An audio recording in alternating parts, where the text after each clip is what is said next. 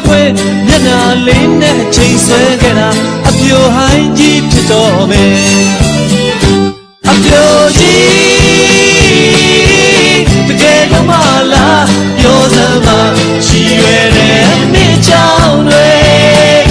တကယ်တော့မင်းနဲ့မပေါင်းရင်တော့အားချမခံလူမျိုးကြီးပဲလုပ်တော့မယ်ခိုင်မာတဲ့အကြောင်းပြချက်ပြဖို့မင်းမှမရှိပဲနဲ့ဆွေးမြင်တာတခါတလေတော့စိတ်ဆိုးမိတယ်မိမတော့အတတ်တွေနဲ့မထိတထိစသလိုမျိုးတော့နောက်မလုံးနဲ့ကွာအပြိုတို့ကြီးဖြစ်လိမ့်မယ်အပြိုကြီးတကယ်တော့မလားပြောစမ်းပါချီရွယ်တဲ့မိချောင်းတွေတကယ်တော့မင်းနဲ့မပေါင်းမိရင်တော့အားချမခံလူမျိုးကြီးပဲလုပ်တော့မယ်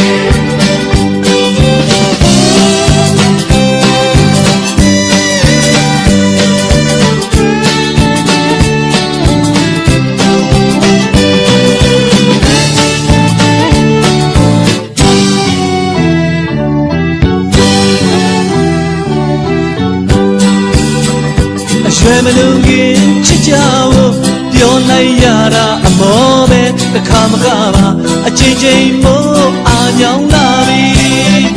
ရွှေလို့တော့ခမဲနော်မတုတ်တလို့မသိသလိုမျိုးနဲ့ဟန်လို့ကောင်းရင်ပြိုချမ်းရည်ကြီးဖြစ်လိမ့်မယ်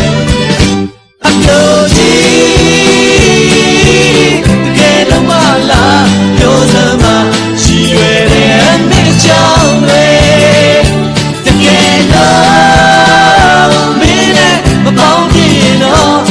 ချမခံလူမျိုးကြီးပဲလုပ်တော့မယ်